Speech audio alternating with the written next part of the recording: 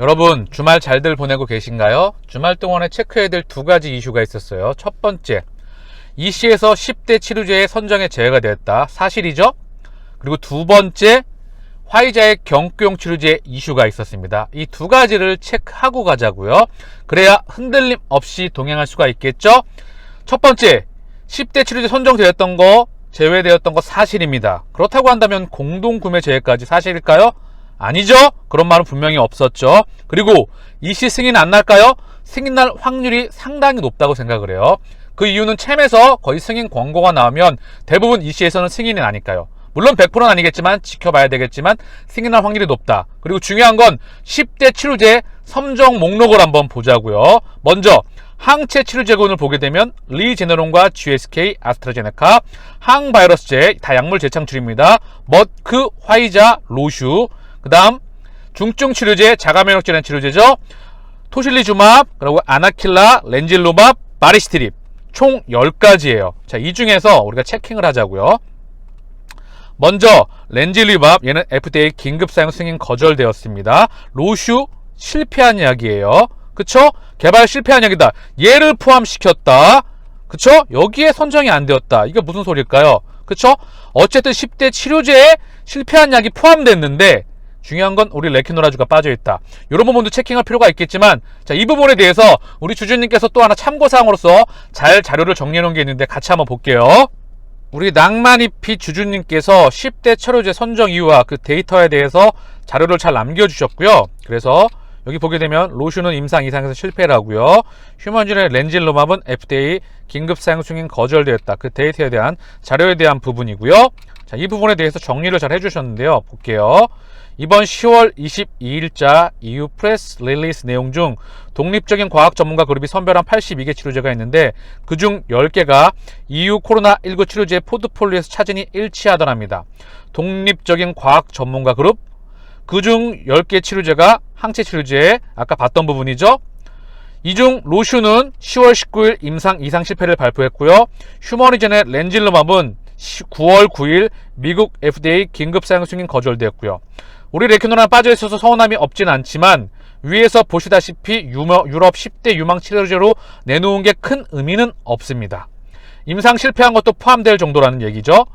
독립적인 과학 전문가 애들이 얘네가 선정한 겁니다. 선정한 82개 치료제 중 맞춰보니 유럽 코로나19 치료제 포트폴리오에 10개가 일치하는 게 있더라 정도이죠. 모르죠. 더 많은 치료제가 있으니 10종은 그들 마음대로 정했을지요. 아무튼 이들이 큰 의미를 가지는 집단도 아니고 유망 치료제 10종도 우리가 보겠지만 별로 큰 의미를, 실패한 약도 포함이 되어 있기 때문에 큰 의미를 도지 않아도 된다. 그렇다면 셀트리온의 레키노라는 갈 길을 잘 가고 있나? 그렇다. 이들 스스로도 말합니다. 10개의 치료제 후보 선정은 EMA의 과학적 평가나 EC의 의약품 허가와는 무관하며 이를 대체하지 않는다. 즉 유망 치료제니까 우리 마음대로 선정해봤어입니다. 결론, 레키노라는 이번에 제가 쓴 그 내용처럼 절차를 잘 밟아가고 있습니다. 이번 유망 치료제 10종 발표는 의미를 두지 않아도 될 듯합니다. 저도 공감하는 부분이에요. 자, 그럼 정리할게요. 10대 치료제 머릿속으로 그림을 그려놓고 이제 확실하게 인지하고 동행하자고요. 항체 치료제 같은 경우에 보게 되면 GSK와 리제네론, 이 중 리제네론은 셀트리온과 함께 가장 앞서 있죠. 이번 11월에 승인 권고 될 확률이 셀트리온과 더불어 가장 앞서 있고요. GSK 유럽에 22만 명분 구매했죠. 그리고 아스트라제네카 임상 중입니다. 자, 그리고 항바이러스는 전부 약물 재창출이에요. 로슈는 실패했다. 그러니까 빼도 되겠죠. 그리고 머크 같은 경우에도 인플루엔자 개발을 실패한 약을 가지고 약물 재창출했다. 바이러스 타켓이 다르기 때문에 당연히 효능도 차이가 날 수밖에 없어요. 코로나 바이러스 타켓이 아니에요. 기본적으로 코로나 바이러스도 사스와 메르스의 변종이죠. 렘데시비르가 에볼라로 실패한 약을 가지고 지금 재개발돼서 중증 치료제로 허용되고 있다는 부분, 그래서 약물 재창출 크게 신경 쓰지 않아도 된다 라고 언급했던 부분, 약물 재창출을 지금 정의에 대한 부분을 다시 한번 인지를 하면 원래 신약을 개발하는데 10년 이상이 걸리게 됩니다. 근데 지금 팬데믹 기간이죠. 개발하는데 시간이 오래 걸려요. 그만큼 기다려줄 수가 없습니다. 그렇기 때문에 신약도 사용기간을 굉장히 줄였고요. 기존에 나와있던 약을 가지고 바이러스 타켓이 다르지만 그 부분에 긴급하게 사용을 한다라고 약물 재창출했던 부분이죠. 고로 효능과 안정성에서 당연히 논란이 있을 수밖에 없다. 그래서 그 국가의 지금 의료 상황별로 해서 긴급하게 사용될 수가 있겠다라고 보는 게 정확할 수가 있겠죠. 그래서 머크는 실패한 약을 가지고 다시 나왔기 때문에 렘데시비르가 제가 떠올랐다고 말씀을 드렸던 부분이고요. 당연히 이제 설대우 박사님께서 유효성과 안정성과 가격 경쟁력을 수도 없이 언급하고 계시죠. 부작용 상당히 많이 나오고 있다. 유효성은 당연히 재창출이기 때문에 타켓이 다르고 실패했던 약이기 때문에 차이가 많이 나올 수밖에 없다. 가격 경쟁력도 90만원, 80만원 플러스 마이너스 알파, 고로 우리의 경쟁 약물이 될 수가 없다. 화이자도 마찬가지입니다. 요거에 대한 자격 기준은 정확하게 하기는 필요하겠지만 중요한 건 약물 재창출, 여기에 에이즈 치료제 칼레트라가 병용 치료가 되고 있습니다. 중요했던 부분도 얘도 약물 재창출, 정확한 작용 기준은 조금 더 필요하겠지만 중요한 건 바이러스가 안에서 증식하는 거를 방지하는 거예요. 우리는 들어가는 볼 입구로 막는 거고 얘는 안에서 증식하는 거, 단백질 분해, 그래서 바이러스가 증식하는 걸 막는 부분이다. 중요했던 부분 얘도 지금 재창출이기 때문에 유효성과 안정성과 가격 경쟁력 또한 90만원 언저리에서 언급이 되고 있다. 고로 지금 화이자에서 백신이, 예전에 백신으로 잠깐 돌아가 보자고요. 백신이 팬데믹 이전에 개발되었다. 이제 종식이 팬데믹 종식되는 거 아니야? 라는 말이 많이 나왔었죠. 그리고 엄청난 화이자에서 미디어와 그리고 언론에서 굉장히 데이터를 훌륭하게 집계하면서 굉장히 유효성이 있을 거라 생각을 했는데 실제 지금 보니 어쩌죠? 백신을 2차까지 접종을 완료했는데도 불구하고 팬데믹이 종식됐습니까? 백신이 나온 지 상당히 오래되었어요. 1차, 2차, 3차, 4차, 5차 팬데믹을 향해 가고 있습니다. 제가 언급드렸어요. 코로나 백신에 대한 부분, 지금 감염 경로가 어디죠? 선천성 면역이 담당을 하고 있다. 백신을 맞는 이유는 항체, 후천성 면역을 담당하고 있는 이유예요. 그리고 머크 또한 지금 얼마 되지 않았어요. 약물 재창출, 불과 몇 달 전에 머크의 경공치료제가 나온다. 그래서 미국 증시에서 이슈를 상당히 많이 주목을 받았고, 그러나 까봤더니 결국 유효성과 안정성, 데이터에 대한 부분이 상당히 많았다. 회사에서 보도자료를 갖고 발표했던 부분이다. 정상적인 임상 데이터나 이런 확실한 데이터가 아닌 보도자료를 가지고 발표했던 부분이기 때문에 논란이 상당히 많았다. 고로 이번 화이자도 그런 측면에서 보셨으면 합니다. 자, 그 다음 약물 재창출군, 얘는 경증이 아니라 중증 치료제 또는 자가면역 질환 치료제 또는 항염증 치료제입니다. 그래서 얘는 FDA에서 긴급 사용 승인 거절을 받았다. 얘는 사이토카인 폭풍을 방지한다. 그래서 지금 상기도를 넘어가서 하기도로 넘어가게 되면 폐에서 사이토카인이라고 사이토카인이라는 우리의 면역세포 중에 일종의 단백질이 과도하게 분비가 되면서 내 몸을 공격하게 돼서 이렇게 호흡 곤란이 오거나 이런 부분들을 방지하기 위해서 약물 재창출되었던 부분이다. 아나킬라 항염증제, 바리시트립, 토실리주맙, 자가면역 질환제와 지금 중증 치료제로 개발되었던 부분을 지금 이미 약물 재창출로서 재사용한다. 현재 중증 치료제로 전 세계에서 허가났던 부분이 렘데시비르밖에 없기 때문에 이 부분에 대해서 언급이 되고 있는 부분이다. 그렇다고 한다면 코로나19 바이러스는 조기에 치료하는 게 중요하죠. 결국 약물 재창출은 우리의 경쟁 약물이 아니다. 인지하셨죠? 그쵸? 얘는 또 실패를 했다. 그러면 자, 정리하겠습니다. 우리가 신경 써야 될 부분은 뭘까요? 리제네론과 GSK입니다. 먼저 얘까지 포함을 시킬 수도 있겠지만 이 임상 중이지만 중요했던 부분은 먼저 리제네론과 GSK. 그쵸? 그런데 유럽 인구가 8억 명이에요. 신규 주간 확진자가 180만 명입니다. 일주에 주간 확진자 발생하는 게. 근데 유럽에서 50만 명분을 구매했었어요. 이 중 리제네론은 5만, GSK 22만 명분, 그리고 릴리 23만 명분은 제외해야 되겠죠. 그렇다고 한다면 27만 명분이 있습니다. 유럽 인구 8억 명과 주간 확진자 180만 명 중에서 이거 일주도 커버 되겠습니까? 물론 지켜봐야 되겠지만 유럽의 항체 치료제 생산, 수요에 대한 수가 부족하다? 택도 없는 소리다. 그리고 항체 치료제 리제네론, 로슈, GSK, 삼바 이런 부분들을 이용하고 있는데 셀트리온이 1년간 1공장을 풀캐파로 가동했었을 때 현재 생산 가능한 게 130만 명 분이에요. 그렇게 삼바와 CMO 계약을 했죠. 지금 다시 한번 정리할게요. 치료제 주권을 갖고 있는 국가가 대한민국, 미국, 영국밖에 없다. 그쵸? 그런데 200여가 국가 중에서 전 세계 인구 77억 명 중에 과연 그리고 전 세계 수십만 개 회사 중에서 과연 치료제 주권을 갖고 있는 국가와 회사는 바늘로 하늘에 손에 꼽는다. 지금 전혀 걱정할 필요가 없다. 우리가 흔들릴 이유가 없다. 이렇게 머크가 승인될 때마다, 영국에서 승인될 때마다 흔들리고, 화이자 이슈가 나올 때마다 흔들리고, EC에서 치료제 선정이 제외됐던 거 아니냐 흔들리고 할 이유가 없다. 유럽에서 실제 체매 사용 권고가 나온다는 이거는 전 세계로 뻗어나갈 수 있다라는 부분이 증명되는 것이라 생각을 합니다. 전 세계의 지금 상황이 치료제를 안 쓸 수가 없는 상황, 백신에서 이제 팬데믹에서 엔데믹으로 간다, 위드 코로나로 간다는 부분은 이제 백신을 뿌릴 만큼 뿌렸기 때문에 치료제를 사용한다는 의미, 그쵸? 사망자와 중증 환자 그리고 환자를 관리한다는 의미입니다. 이 부분을 명확하게 인지하시기를 바랍니다. 위드 코로나 명확하게 우리가 다시 한번 언급을 하면 영국, 싱가폴, 이스라엘, 미국 그리고 대한민국 백신 2차 완료를 했고 70%가 2차까지 끝난 국가가 상당히 많죠. 근데 왜 확진자가 급증을 할까요? 이 부분 제가 끊임없이 언급을 드렸어요. 백신의 감염 예방 능력을 확인하시고요. 감염을 예방을 못하고 있죠. 그래서 경증에서 중증으로 간다는 부분을 예방하는 겁니다. 그래서 치료제로 간다는 부분, 사람은 이제 확진이 되면 백신 맞았으니까 고쳐야죠. 그쵸? 건강 지키고 사람의 생명을 구해야 되지 않겠습니까? 이제 그쵸? 유럽 10개 치료제 선정에 관하여 가치만 본다님께서 IR팀과 연락을 하셨던 것 같아요. 자료를 남겨주셨는데요. 지금 보게 되면 IR팀에서 답변받은 내용만 정리해 드리겠습니다. 1번에서 7번까지 얘기해놨던 부분이에요. EC에서 전문가 그룹 대상으로 새로운 기준을 검토해달라. 경구용 치료제, 항체 치료제, 면역 조절 물질을 조사 의뢰함. 우리가 같이 살펴보았죠. 생산 캐파, 공급 능력, 가격 등 요소들은 반영되지 않았다. 리포트 내용에 보면 3. 승인 자체가 EMA, EC와는 최종 승인과는 별개다. 리포트 내용이죠. 4. 로슈 경구용 임상 실패했고 아스트라제네카 항체 치료제 아직도 임상 중이다. 이러한 양은 아직 공동구매 논의 자체가 불가하고 시장에서 핫할 수 있는 제품들 정도로 논제로 보고 있다. 항체 치료제 3개, 경구용 바이러스 3개, 면역 조절 4개로 나눠서 리서치했다.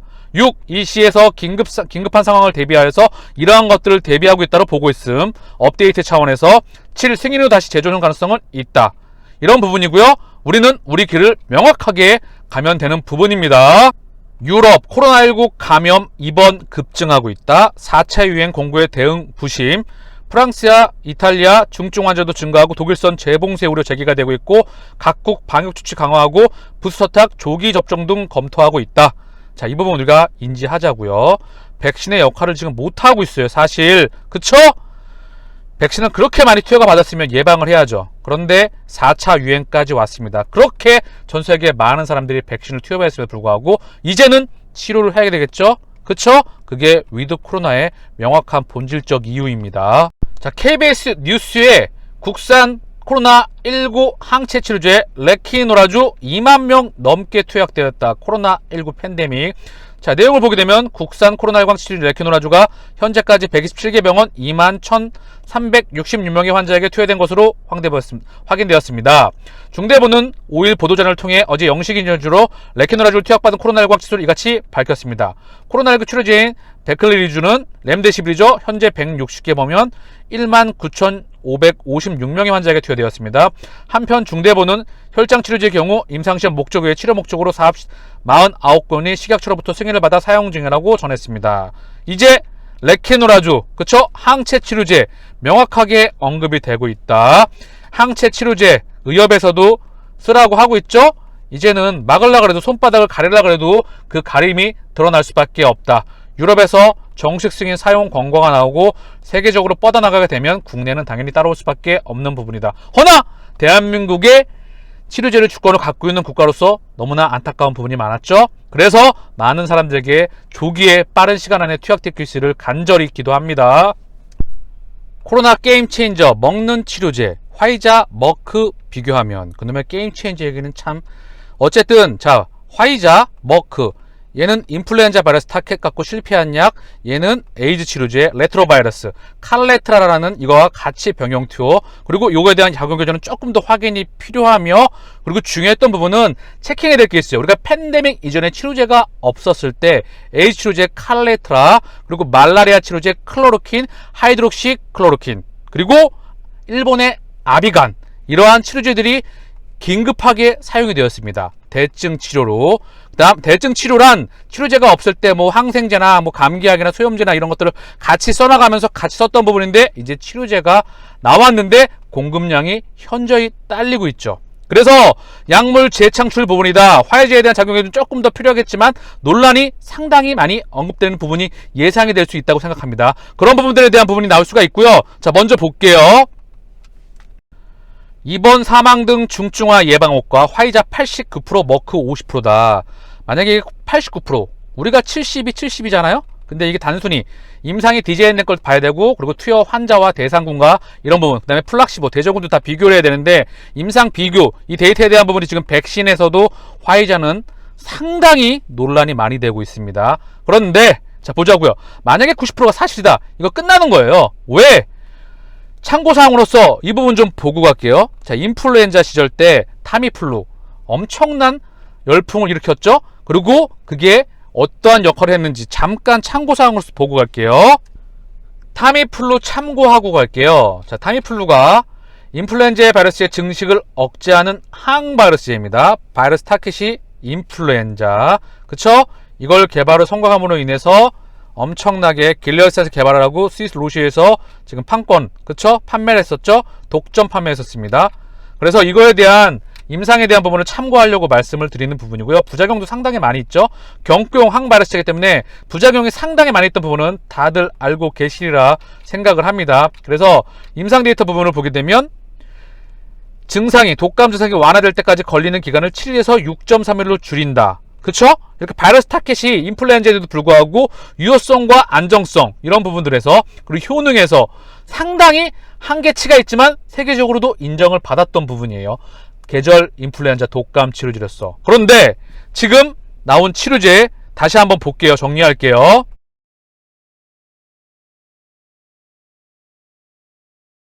자, 다시 기사 내용으로 돌아와서 화이자, 머크를 비교하면 어느 쪽이 더 좋을까? 그래서 화이자 같은 경우에는 5일 내에 투여했을 때 89%, 3일이면 85%, 머크는 5일 내에 50%다.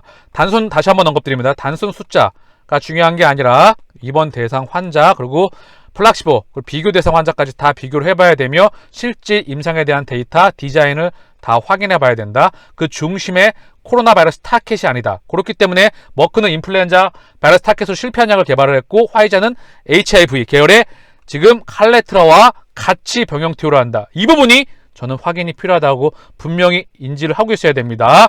자, 그리고 화이자 총 30알, 머크 40알 복용해야 된다. 화이자 같은 경우 아침과 저녁 하루 2차례 각각 3알씩 투여해서 닷새간 총 30알, 머크는 아침과 저녁 하루 2차례 4알씩 먹어서 닷새간 모두 40알을 복용한다. 화이자의 팍스로비드는 코로나 바이러스가 증식하는 데 필요한 효소를 억제하기 위한 단백질 분해 효소제 계열의 치료제다. 화이자는 이 치료제가 바이러스 복제의 필수적인 부분을 표적으로 삼기 때문에 병원체가 치료제의 내성을 가질 수 없게 된다고 설명한다. 화이자 치료제는 HIV, 인간 면역 결핍 바이러스, 레트로바이러스 계열이죠. 기존 항바이러스제인 리토나비르, 얘가 칼라트의 성분명입니다. 혼합 투여하는 방식으로 사용된다.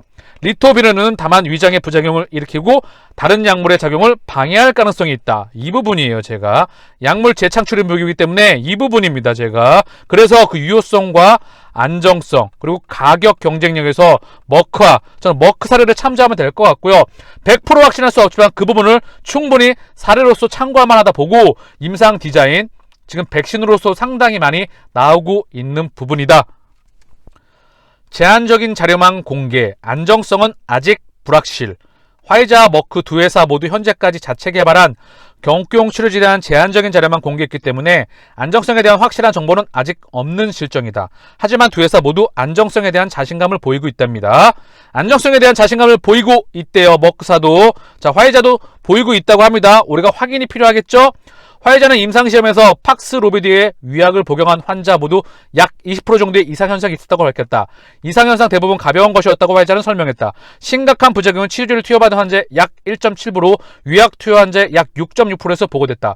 머크는 몰루피라빌 투여 환자의 약 12%, 위약 투여의 11%가 치료제에 관련된 부작용을 경험했다고 공개했다. 머크는 그러나 자사치료제를 인체에 사용하는 것보다 더 오래, 더 높은 용량을 사용해 수행한 유사한 실험에서는 기형이나 암을 유발하지는 않은 것으로 나타났다고 강조했다. 설대우 박사가 상당히 이 부분에 대해서 정말 자세하게 계속해서 언급을 하고 있죠. 그쵸? 화이자는 연내 18만 번 공급, 머크는 1천만 번 공급을 하고 있다. 예정 1천만 번분, 이 부분 얘기가 나오고 있고요. 가격을 보게 됐을 때 머크가 83만원, 화이자도 비슷할 전망. 그래서 닷세븐 5일분에 83만원 가격으로 머크 기준, 화이자도 선진국의 이 가격을 기준으로 구체적인 협상을 진행할 것으로 보인다 라는 그런 보도이고요. 중요한 게 우리 대한민국 같은 경우에 사실 경구용 치료제 먹는 케미칼 의약품이잖아요. 그리고 중요한 거 다시 한번 언급드립니다. 약물 재창출. 약물 재창출이란 거는 결국 코로나 바이러스 타켓이 다르다. 항원이 다르다. 그래서 급하게 지금 기존에 개발된 약을 가지고 와서 이 약을 쓰이고 있다. 그 대표적인 게 렘데시비르입니다. 렘데시비르가 그렇게 빨리 개발했는데도 불구하고 중증 치료제로 쓰이고 있고 현재 유효성, 효능, 안정성, 그리고 가격 경쟁력 어느 하나 만족하는 것이 없죠. 그래서 WHO에서도 얘기가 많이 나오고 있고 실제 렘데시비르의 모습이 떠오르고 있고요. 경구용 치료제는 케미칼 의약품이기 때문에 부작용에서 자유로울 수가 없습니다. 실제로. 그리고 또한 약물 재창출이기 때문에 바이러스 타켓이 다르기 때문에 유효성 논란에서도 벗어날 수가 없다고 생각을 합니다.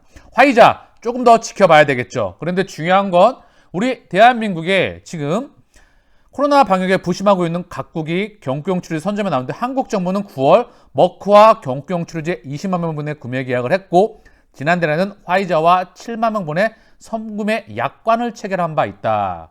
참 답답해요. 국내 원가 40만 원, 부작용 단 한 명도 없었고요. 부산 의료원 기준 450명, 지금 국내에도 이제 2만 명이 넘게 투약됐습니다. 부작용 이슈가 단 한 명도 없었죠.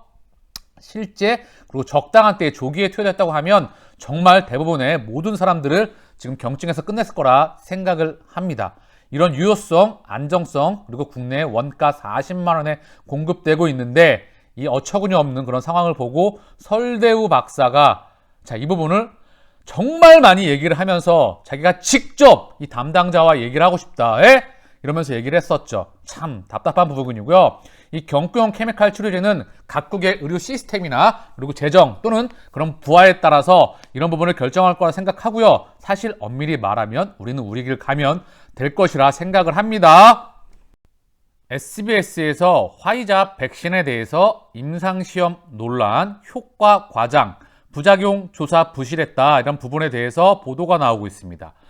중요한 건 화이자 백신, 그쵸? 우리가 다들 알고 있겠지만 사실 부작용 그리고 유효성 이런 부분들에 대해서 상당히 이야기가 많이 나오고 있습니다. 팬데믹 이전에 그리고 팬데믹 이후에 백신이 출시하기 전에 정말 많은 기대를 받았었죠. 그래서 이 내용물을 좀 보게 되면 세계적인 의학 전문지가 화이자 코로나 백신의 임상시험의 과정에 문제가 있다고 발표하면서 논란이 이어지고 있습니다. 예방효과가 가장되고 부작용도 충분히 조사되지 않았다는 것인데 우리는 어떻게 대처해야 될지 조동찬 의학 전문 기자가 취재했습니다.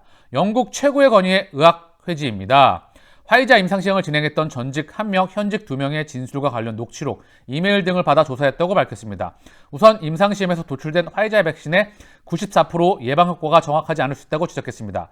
누가 진짜 백신을, 누가 가짜 백신을 맞았는지 연구자는 물론 참가자도 모르게 해야 되는데 이게 지켜지지 않았기 때문이란 겁니다. 이럴 경우 선입견이 작용해 효과가 가장될 수 있는데 사실로 확인되면 임상시험 규정 위반입니다. 그래서 임상 디자인에 대한 부분이 언급되고 있고요. 미국 FDA의 부적절한 대처도 주장했습니다. 연구원이 임상시험 절차의 오류를 미국 FDA에 보고했는데 받아들여지지 않았고 회사로부터 해고당했다는 겁니다. 중증 부작용 조사가 부족했다고도 기술되어 있습니다. 화이자는 백신 신뢰 훼손하는 목적으로 보이는 일방적 주장은 유감이라면서도 백신과 관련된 우려사항들은 철저히 조사하고 있다고 밝혔습니다. 대한백신학회 관계자는 일부 규정 위반이 있는 것으로 보이지만 백신의 예방 효과에 큰 영향을 주진 않을 것으로 분석했습니다. 미국의 여러 나라에서 효과가 입증됐기 때문입니다. 하지만 부작용 논란은 참고해야 한다고 말했습니다. 현재 생리불순 부작용이 적지 않은 사람에게 나타나는데도 임상시험 당시 조사가 이뤄지지 않은 것은 부작용 조사의 소극적이었음을 뜻한다는 겁니다. 심근염, 심낭염처럼 희박하지만 중증인 부작용도 승인 후 6달도 안 돼 보고된 것은 연구기간이 충분하지 않아서 한 겁니다. 제약사 자료에만 의존하지 말고 우리도 자체적으로 백신 부작용을 조사해 예방법과 보상 체계를 손볼 필요가 있습니다. 라고 지금 SBS에서 나온 부분이고요. 이 백신에 대해서 언급드릴 수 있는 부분은 정말 많지만 이런 부분들에 대해서 끊임없이 이야기가 나오고 있다. 그래서 참고될 만한 충분한 그런 이야기였다고 생각을 합니다.